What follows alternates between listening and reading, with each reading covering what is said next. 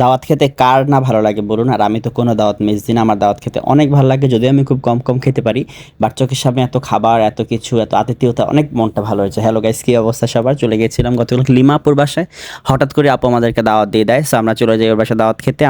আমি ছিলাম সোহাগ স্যার, দিঘি, লিমাপুর জামাই, মানে আমাদের সবার প্রিয় জিজু, সাব্বির ভাই, তারপর হচ্ছে সামাইরা, সারিম, লিমাপু ছিল, শাওন ভাই ছিল। অনেক মজা হয়েছে, অনেক মজা হয়েছে।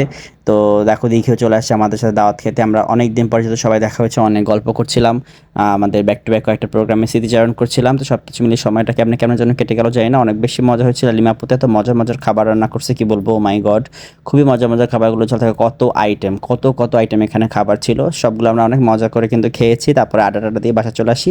সো গাইস, তোমরা কি দাওয়াত খেতে চাও? হ্যাঁ, দাওয়াত খেতে নাকি দাওয়াত খাওয়াতে চাও? দাওয়াত খাওয়াতে চাইলে কিন্তু অবশ্যই ইনবক্স করো, গিয়ে দাওয়াত খেয়ে আসবো আর সুন্দর সুন্দর ভিডিও বানিয়ে আসবো। হাস্যকর যদি ব্যাপারটা। যাই হোক, সবাই কি অবস্থা? এই যে আমাদের দাওয়াত খাওয়া পর্ব অনেক মজা করে চলছে। এত খাওয়াগুলো মজা হয়েছিল যা কি বলবো আমি। থ্যাংক ইউ সো মাচ লিমাপু, অনেক কষ্ট করে তুমি রান্না করেছো। এই সময় যেহেতু গ্যাস থাকে না ঠিকঠাক মতো, অনেক কষ্ট হয়েছে রান্না করতে, আমি জানি। বাট তারপরেও আমি বলবো প্রতিটা খাবার অনেক বেশি মজা হচ্ছে। যত্ন করে আমাদের জন্য রান্না করেছিলি মাপু, আর আমরা খুব যত্ন করেই খাওয়াটা খেয়েছি গাইস।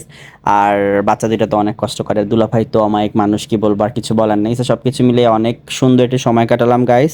সো দেখা হবে নেক্সট ব্লগে। খুবই শর্ট ছিল এই ব্লগটা। সো আরও অনেক অনেক ব্লগ সামনে আসবে, তোমরা দেখবে। সো গাইস, আল্লাহ হাফিজ, ভালো থেকো, টাটা।